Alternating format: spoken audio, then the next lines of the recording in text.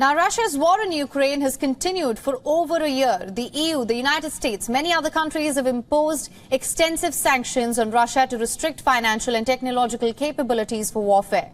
Last year, some experts predicted a contraction of up to 15% in Russia's GDP and said the war will fall out. It will wipe out 15 years of economic gains. However, the IMF is holding positive outlooks on Russia's economy, boosting its forecast for 2023 GDP growth to 1.5% from a prior view of 0.7%.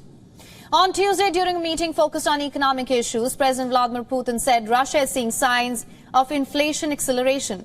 He said the supply of Russian producers lags behind demand. One of these risks is rising inflation. Yes, at the moment it is moderate, but there are already signs of an acceleration of inflation due to the fact, among other things, the supply chain of Russian producers lags behind demand. It is important to maintain the price stability of our economy to ensure the balance of supply and demand.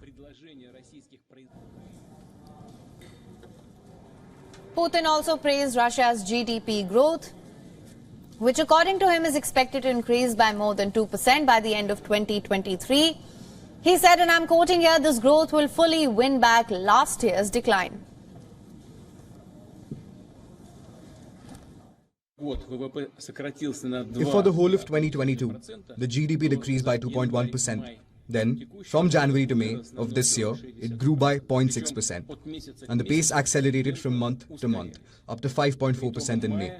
We expect that by the end of the year, the GDP will add more than 2%. Remember, different forecasts, the IMF forecast was 0.7%. Then our forecast was about 9%. The Prime Minister and I spoke recently. We hope there will be more than 2% growth. Thus, this will fully win back last year's decline.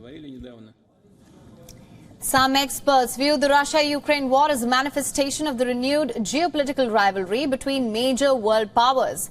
Analysts say Moscow is seeking to alter the Western-led system prevailing since the end of the Cold War.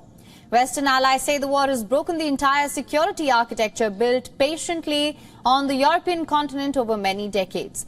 The 31-nation NATO alliance says it is doing everything possible to avert a war similar to one that ravaged Europe 80 years ago. Despite the United States and allies' continued ambitious efforts to bolster the Ukrainians, there are no signs of an endgame in this war.